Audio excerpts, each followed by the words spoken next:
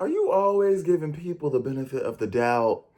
Yeah, you be hanging on to situations when they need to be long done a long time ago. Yeah.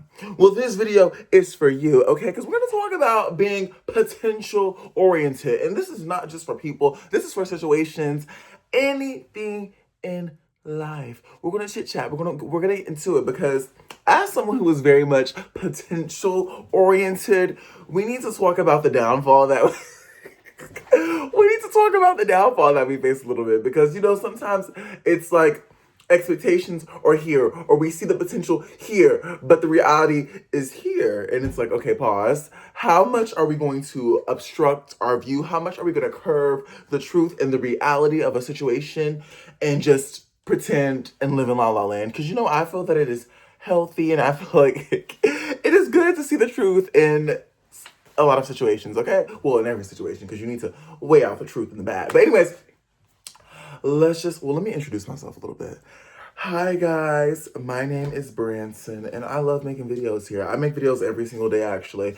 I made a video yesterday, last month, 2 months ago, 3 months ago, and a video today, and there'll be a video tomorrow. So, yeah, nobody's ever asked how long I'm doing this for, but I don't know. I've done it for over 150 videos, so I'm just here, and hopefully there's some people that just enjoy me talking. Thanks. Anyways, let me get right into the video because I have been talking for almost 2 minutes now and I haven't said anything. So, boom. The first thing is that being potential oriented is that we fall in love with the possibilities a lot. And I think that is when you're an optimistic person, when you're someone who really just like, you're always trying to find the positive out of the situation, or you always see the brighter of the downfall, the brighter of the downfall, the brighter of the situation, the brightness, the light, not the darkness. It can definitely cloud your judgment a lot of times because sometimes you're thinking of a certain situation, moment, person. You're thinking of the future version, but you're not thinking of the now, and you're thinking of an imaginary future version because something that hasn't happened and something that may be not impossible because I'm heavy on nothing is impossible, okay? But something that is so far out of reach, but in your brain somehow you've constructed it. Because I feel like when you're like a potential oriented person, when you're someone who's optimistic, you can really see the light. Like, I don't know, I could see this water bottle and I could say, this is the next invention. Like, y'all don't know what I'm gonna do with this, but this is going to be like, and then just make it up. And it's like, well, babes, it's just a water bottle with no water in it.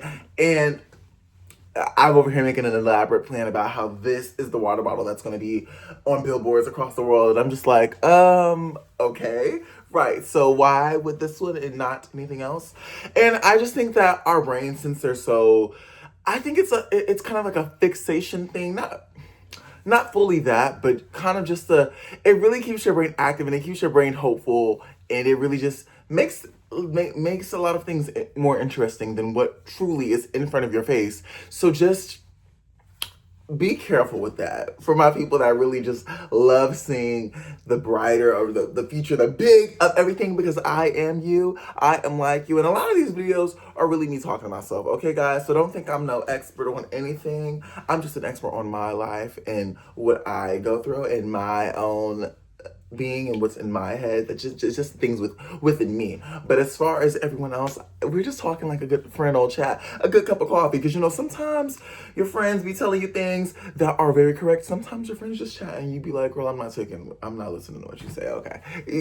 So I just enjoy videos like that. So this is not any serious type of thing, if that makes sense, unless I get some type of certification or special classification, degree, certificate, whatever, then we'll talk.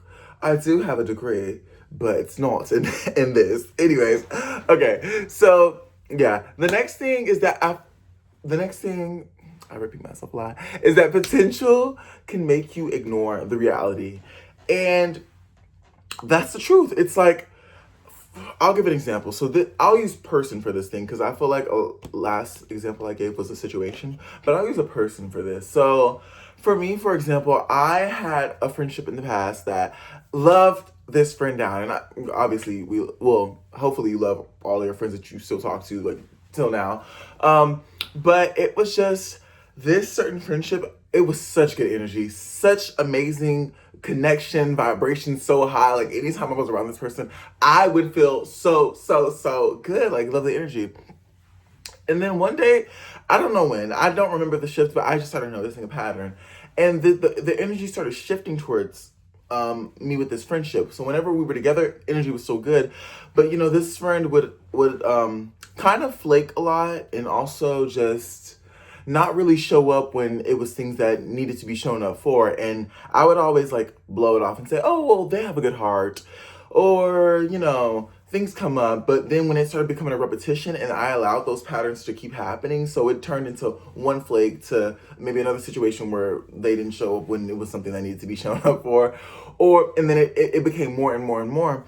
And even one of my other really close friends that knows this person, they were like noticing the pattern. They were like, that's not normal. I'm like, yeah, it's not, but I just love the energy we have when we're together. And over time, it kept happening until one day I realized, okay, well, you can't keep making all these excuses for someone just because they have a good heart and what they're showing you, because then it would hurt me in the end when they wouldn't show up or when certain situations would happen. I would just be like, why am I like, why does this friend not like care about me, or does this, what's going on? Do we not share the same energy that I thought we had? And then I had to realize maybe that friend doesn't view me how I view them, and I viewed them on such like a high level of close friendness and this and that, but maybe they didn't view me the same way, or they had very interesting ways of showing it. And the reason I was like, I wasn't just like, maybe it's just their personality, or maybe it's just the way they are, is because I would see how they would act with other friends and they would be showing up for them. They would be doing certain things, and it would be me like, hey, blah, blah, blah. Can we like do this? Or whenever you have time, could this be a thing? But then I would see other things that they would do for other friends, like multiple repeated things times 30,000 what I asked for. I was like, hey, look, I was just trying to be in the presence. What's tea? So then I realized, I was like, oh, maybe this friend doesn't value me the same way. And that's okay. And it's okay for me to walk away. It's okay for me to not be in the situation. And I have no ill beings towards that friend. Like I'm the type of friend where even like if we part ways, I still have so much love. But I'm saying this to show that sometimes we ignore the reality in front of us because we feel that we know the situation will get better, or we know the person something will happen with them. But in reality, it's like you can't ignore what's right in front of you and what's continuing to happen. Yes, things can happen, mishaps or whatever, or situations, events, but when things start to become a repetition and it's over and over and over, we have to look and assess. We have to say, okay, if it's not A, if it's not B, if it's not C, and it's not D, it's E. See, you thought I was gonna say D. Nah, it's a 5, multiple choice. Anyways, so yeah, it's just really reassessing and try not to just ignore what's literally right in front of you guys, because that is only going to hurt you in the long run. The next thing is that hope can be expensive. And I'm not talking about monetary funds, even though it's that too, okay? Because when you're hopeful, you invest a lot of money in resources into things. But I mean hope as far as time, as far as opportunities, as far as peace of mind. Because when you really truly are at the beginning stages or not even the beginning stages, but when you're in that potential oriented mindset, you really start to invest a lot of energy and things into this certain thing. But like I said, once we see those patterns and we see this thing is not working and we haven't tried a new way, or we haven't stopped, or we haven't reassessed, that's a problem. And that's a lot of time, energy, opportunities, everything that you're giving to this specific person, to this specific event, to this specific situation that maybe could be used for something else that will benefit you way more tremendously. So that is something to look at, okay? Because I'm a type of person, I don't like to waste my time, okay? If I'm not getting paid for it, or I'm not happy and I'm really enjoying the moment, I just feel like, oh, what am I doing, okay? And like, I noticed how I said paid, because sometimes we go to work and we're like, ooh, I don't want to be here. But unless I'm on a set, see, when I'm on a set, that's different. Baby, I love that all the time. That's me, y'all. Put a camera right here. Yeah. But anyways, hopefully you guys got a little insight out of this video. I was really making it because I know there's some people out there that are like me and we just really love to see the brighter side, but also that can be our downfall at times. So we just need to watch out, okay? Okay. Anyways, thank y'all for watching this video. I love y'all so much and bye.